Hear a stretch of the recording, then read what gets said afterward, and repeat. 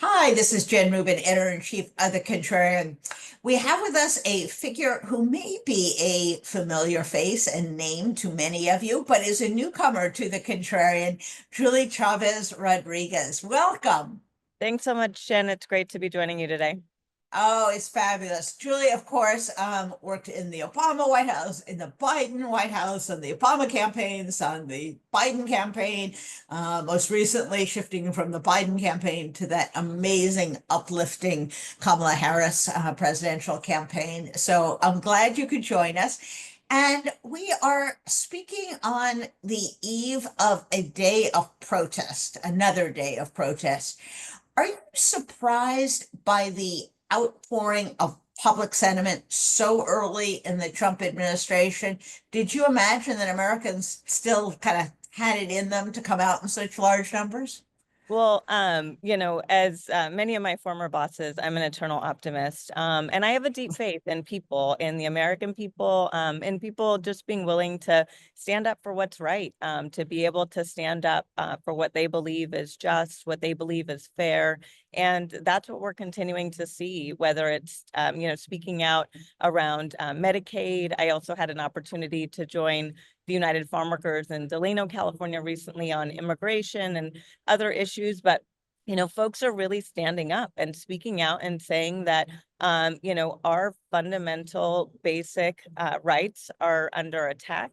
And one of the most powerful things we have in a democracy is our voice and how we choose to use our voice, both on platforms like this. So eternally grateful for the space that you've created here, for so many of those voices to continue to just fill the airwaves, but also out in the streets. We need to see that kind of energy, action, organization, and the fact that people care about their democracy and are going to fight for it. It is also jaw-dropping. We are speaking on the day that the GDP number came back, and we went from growth of 2.4% at the tail end of the Biden administration, with inflation coming down, to a 0.3 decrease. Most of Europe is growing, albeit smaller, but we are declining. And of course, inflation is going to be through the roof when we count in the tariffs. Are you, again, I didn't know you could screw up the economy this fast. Are you as amazed as the rest of us that he would go through with these policies that are so obviously disastrous? Yes, I am, in shock. I mean, I think that if there's anything that business hates most, it's uncertainty, right? Yes. And chaos. And that is what we've seen at every single turn, at every stage from this administration, at a, record clip that I didn't imagine was possible. But now we're seeing the reality of it as we continue to see just, the economic impacts, both big but also small. I mean, think about the number of people just on the federal workforce who have lost their jobs. Those are not just numbers. Those are families. Those are communities. Those are small businesses that rely on them as consumers in their areas. I mean, it's just, to me, it is a real travesty, especially given the economic boom that we were able to quickly, really ignite. That wasn't a foregone conclusion. Yep. It wasn't, and in fact, most countries, our size, most industrialized countries around the world did not have the economic boom that we did Right. under the Biden-Harris administration. It was because we invested in things like small business. We invested in also, our colleges and universities continuing to address some of the critical needs that they had around, just making sure that they could withstand a pandemic, but also how they build for the future, the future workforce, to ensure that we remain competitive. All of those things have been just literally slashed and burned with the philosophy that we're going to break things and fix them later. That's just not functional. It's not how the world works. It's not how government works. It's not, it's not right also for those that then have to suffer as a result of it. Exactly. You began your career also working for the AFL-CIO, and you organize in labor area, you organize in campaigns.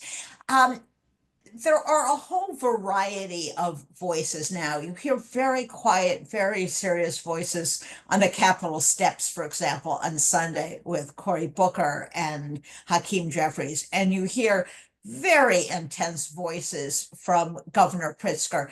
Is there a best way to communicate with the American people? Do we need a variety of voices? What's the best way for keeping the momentum going and keeping people engaged? Yeah, I do think that we need many voices out there continuing to really show, I think, the critical leadership that we have across our party, both at, the local state level. I always have to put on my intergovernmental affairs hat, but I believe mayors are such a critical voice in this moment as Absolutely. well.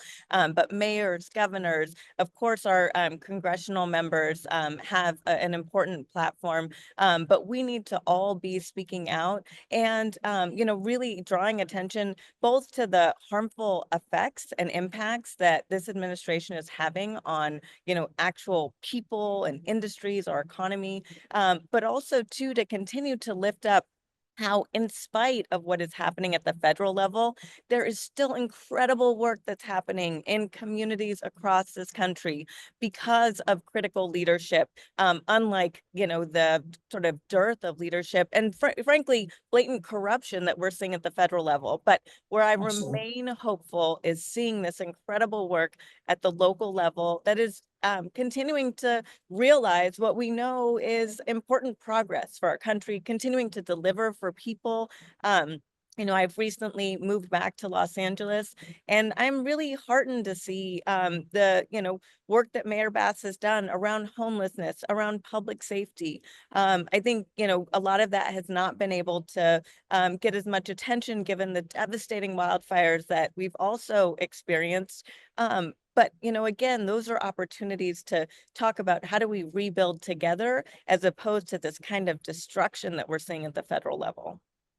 So, as we reach the end of our time, I want to ask you, do you remain optimistic in the short term? There are elections in New Jersey, in Virginia this year. Of course, there are the midterms, that the Democrats can stop the bleeding, because I think many people feel if they don't prevail in those elections, it will be irretrievable at that point. Looking with your campaign hat on, are you pleased at this point where those campaigns are? Yes, I am. Both where those campaigns are, but also what we've seen from voters to date, right? The special Yeah. elections that we've seen in Pennsylvania, the recent, Supreme Court election in Wisconsin. I mean, Yes. those are significant wins. And that is real momentum for, Democrats, not just in those states, but to really, be reminded, right? When we show up, when we organize, when we turn out, we win. And that's what we need to continue to focus on, and we need to continue to do, especially as we lead into the midterms, because momentum is real, especially in a campaign and electoral sense. Momentum breeds momentum breeds momentum. And we have some good momentum going, but we got to keep it going. We got to double down at every turn. That's the best message I think that people can hear. Thank you so much, Julie. We will welcome you back as we chart this course through the next few years, as difficult as it may be.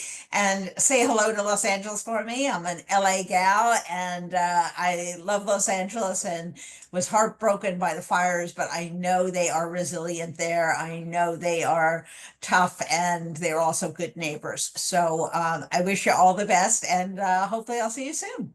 Thanks so much, Jen. Appreciate it. Take care.